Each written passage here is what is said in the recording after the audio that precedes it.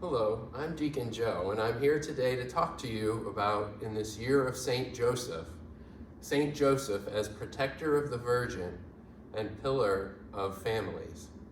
Now, at first, those two things sound like two very separate titles, but if you think about it, they're really not. Because what happens when a man marries a woman?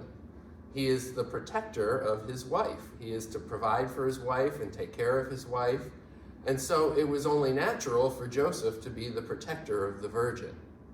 And as Jesus was entered into the equation, it's only natural again for a man to be the pillar of the family, to help in raising the child and teaching the child what it means to be a man.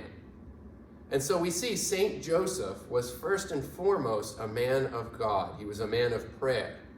And how do we see that? We see that in that when Mary was found with child, it was tradition that you would divorce her and then she would be stoned because she had been unfaithful.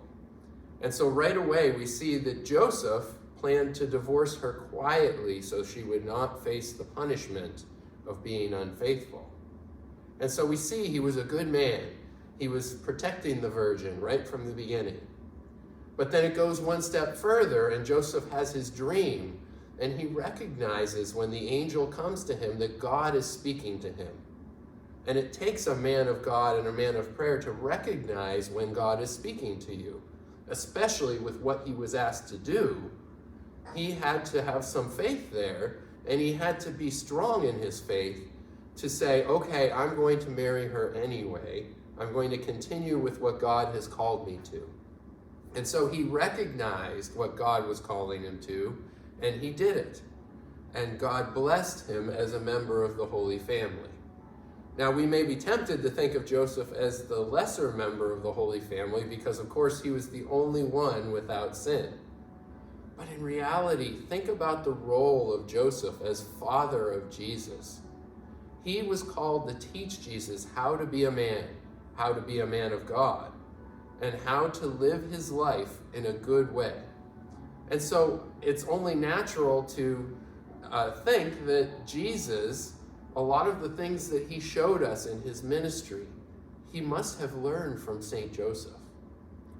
Also, Saint Joseph is our role model. As he protected the family, he took them to Egypt, which is a place they had never been to, in order to keep them away from Herod, who was told to be coming to kill Jesus. Can you imagine having to uproot your whole family, go to a place you've never known before, just because you had a dream? Saint Joseph was really in tune with what God was calling him to. And so as men and women, we need to look to Saint Joseph as our inspiration, as our example of what it means to be a man. Women looking for a husband, look for those qualities of Saint Joseph. And men who are looking to be a father, to see what it means to be a good father and to teach our children and raise them in the faith, look to Saint Joseph. He is our example. He is the protector of the Virgin and a pillar of the Holy Family. We too can be pillars of our families if we look to Saint Joseph.